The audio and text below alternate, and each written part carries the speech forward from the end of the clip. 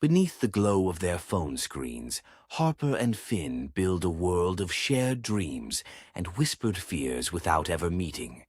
Settling in different corners of the country, they stumbled across each other in a forum dedicated to forgotten dreams, on a night when both needed to feel heard.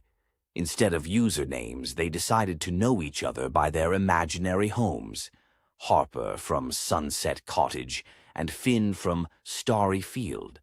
Harper confided her fear of stagnation, while Finn spoke of regrets he had not yet overcome.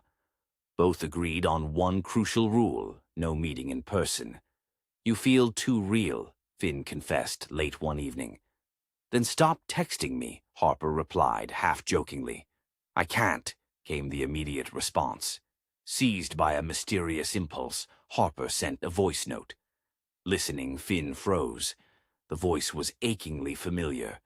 Overwhelmed, he whispered, "I know that voice." Thus began the unraveling of their carefully constructed barriers, leading them to ponder if destiny had intervened after all.